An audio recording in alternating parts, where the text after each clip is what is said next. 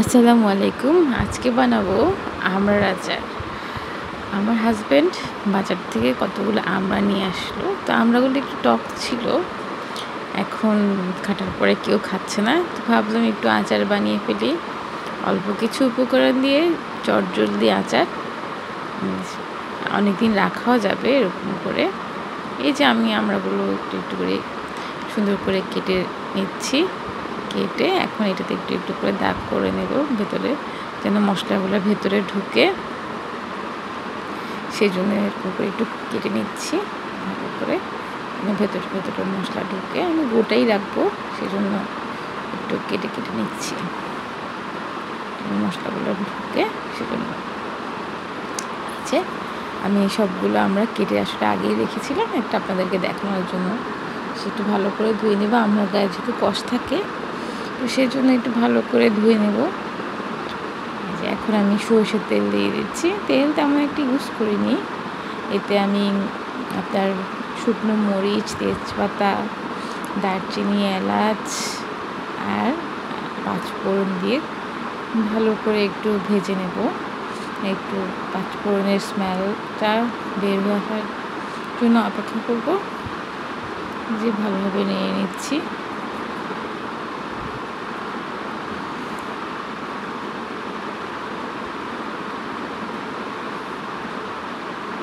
এর মধ্যে এখন আমি আদা রসুন গোটা আদাটাকে একটু কুচি কুচি করে, আর রসুন গোটা গোটাই চামড়া ছুলে দিয়ে দিলাম। এখন এগুলো একটু আরও কিছুক্ষণ নাড়বো এগুলো দিয়ে। এরপরে নাড়ার পরে এরপর আমড়াগুলো, যেগুলো আমি ভালো করে কতক্ষণ ভিজিয়ে রেখে ধুয়ে রাখলাম, এখন আমি এগুলা দিয়ে দিলাম পাত্রে। এগুলো সুন্দর করে নিয়ে নিচ্ছি, মশলার সাথে ভালোভাবে এগুলো একটু ভাজা ভাজা করছি।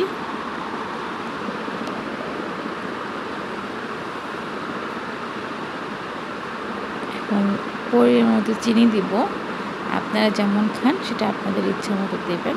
আমি একটু মিষ্টি করতেই চেয়েছিলাম, যেহেতু টক খেতে পারে না, সেজন্য একটু মিষ্টি মিষ্টি আচারে যাচ্ছিলাম।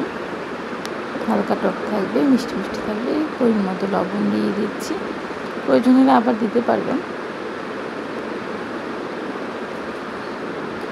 লবণ দিয়ে দিলাম, আমার লবণের আর প্রয়োজন হয় নাই, যা দিয়েছি এতেই হয়ে গিয়েছিল।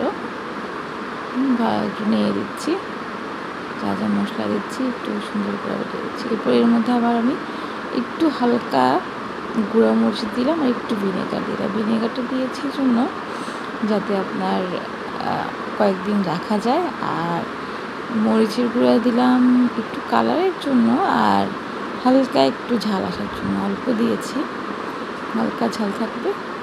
এরপর সবগুলো দিয়ে নেড়ে একটু পানি দিয়ে দিলাম, যেন ভেতরে ভালোভাবে সিদ্ধ হয়, যেহেতু আমি গোটা রেখেছি। আর এই দিয়ে একটু নেড়ে চেড়ে রাখবো, ঢেকে রাখবো। এই যে ঢেকে রেখে এখন উঠানোর পর মাঝখানে আমি কিছুক্ষণ আবার এসে নেড়ে দিয়েছিলাম। আমি চুলা কম দিয়ে ঢেকে রেখেছিলাম, এসে আবার নিয়ে দিয়েছিলাম। এরপরে দেখুন আস্তে এরকম হয়ে যায়, এটা হয়ে গেছে, সুন্দর নরম হয়ে গেছে, ভেতরে হয়ে গেছে। আচারটা এরকম হবে। খুব সিম্পল কিছু উপকরণ দিয়ে আচারটা বানানো, টেস্টিও হয়েছে অনেক, সবাই খেয়ে অনেক সুনাম করেছে। এত অল্প উপকরণ দিয়ে খুব চটজলদি এত মজার আচার, স্মেলটাও দারুণ।